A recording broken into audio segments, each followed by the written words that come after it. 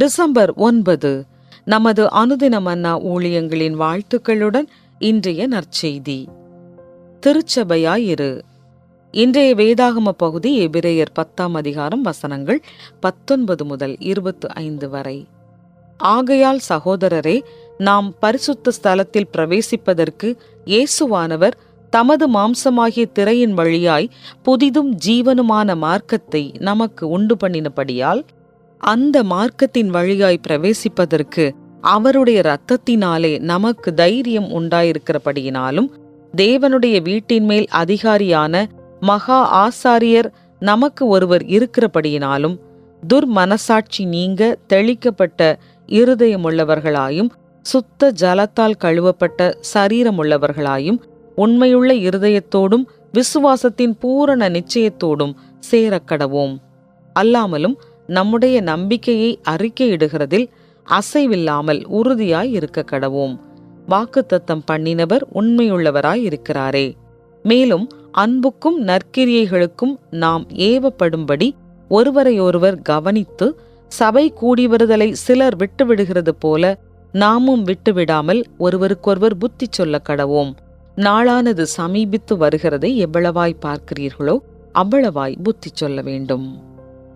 குறிப்பு வசனம்: மேலும் அன்புக்கும் நற்கிரியைகளுக்கும் நாம் ஏவப்படும்படி ஒருவரையொருவர் கவனித்து, சபை கூடி வருதலை சிலர் விட்டுவிடுகிறது போல நாமும் விட்டுவிடாமல்.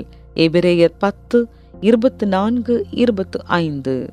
கோவிட்-19 பெருந்தொற்று காலத்தில் டேவ் மற்றும் கார்லா ஒரு கிறிஸ்தவ சபையை தேடி பல மாதங்கள் செலவிட்டனர்.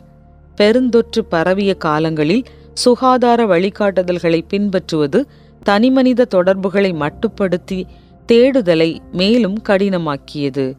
அவர்கள் இயேசு கிறிஸ்துவை விசுவாசிக்கும் கிறிஸ்தவ திருச்சபையோடு ஐக்கியம் கொள்வதற்கு மிகவும் வாஞ்சையாயிருந்தனர். இப்போது ஒரு திருச்சபையை கண்டுபிடிப்பது எவ்வளவு கடினமானது என்று கார்லா எனக்கு மின்னஞ்சல் அனுப்பினார். என் திருச்சபை குடும்பத்துடன் மீண்டும் இணைய வேண்டும் என்று என்னுள் ஒரு வாஞ்சையான உணர்வு எழுந்தது. இதை போன்ற ஒரு பெருந்தொற்று காலத்தில் திருச்சபையாக இருப்பது மிகவும் கடினமானது என்று நான் பதிலளித்தேன். அந்த காலங்களில் எங்கள் திருச்சபையை சுற்றியுள்ள மக்களுக்கு உணவு வழங்குதல், ஆன்லைன் சேவைகளை உருவாக்குதல் போன்ற காரியங்களை செய்தது மற்றும் ஆதரவுடனும் ஜெபத்துடனும் ஒவ்வொரு விசுவாசிகளுக்கும் போன் செய்து நலம் விசாரித்தது. அந்த சேவையில் நானும் எனது கணவரும் கலந்து கொண்டாலும் மாறக்கூடிய இந்த உலகத்தில் நாம் திருச்சபையாய் செயல்படுவதற்கு நம்மால் வேறு என்ன செய்ய முடியும் என்று யோசித்துக் கொண்டிருந்தோம்.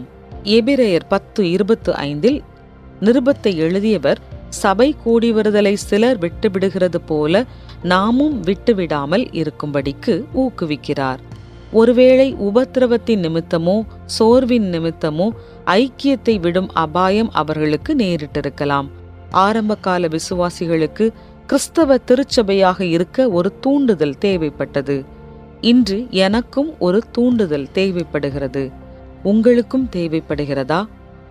நடைமுறை சூழ்நிலைகள் நாம் கூடி வரும் திருச்சபையை பாதிக்கும் தருவாயில் நாம் திருச்சபையாய் நிலை நிற்போமா?